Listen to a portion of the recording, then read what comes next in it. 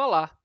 Dando continuidade à disciplina de ecologia, falarei um pouco sobre as relações ecológicas, que são as relações estabelecidas entre organismos vivos e outros organismos, entre organismos da mesma espécie e os fatores do clima.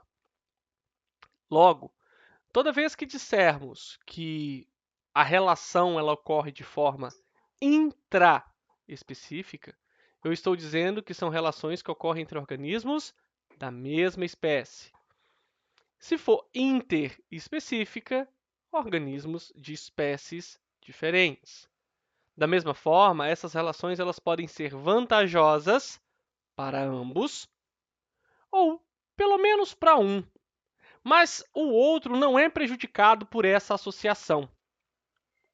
Da mesma forma, a relação ela pode ser desvantajosa para pelo menos um deles.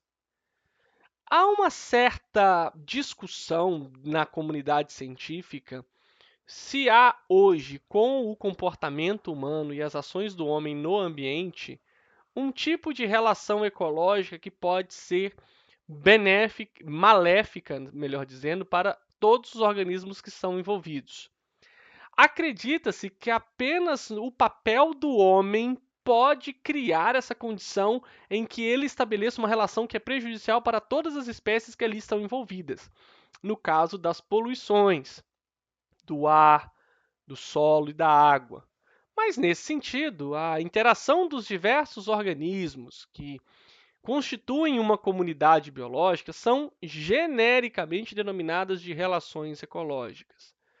E elas costumam ser classificadas pelos biólogos em intraespecíficas, se da mesma espécie, interespecíficas, se de espécie diferente, harmônica, quando há pelo menos a vantagem para um e o não prejuízo para as demais, e desarmônicas, quando um dos envolvidos é prejudicado, como, por exemplo, o parasitismo.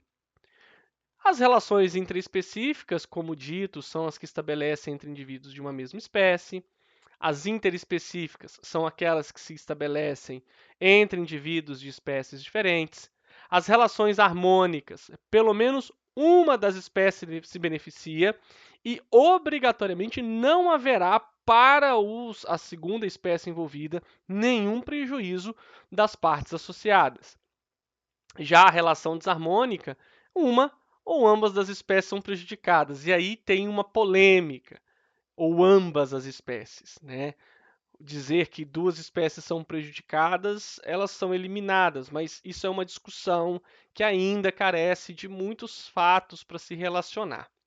Nesse sentido, as relações harmônicas que ocorrem entre indivíduos da mesma espécie são as colônias.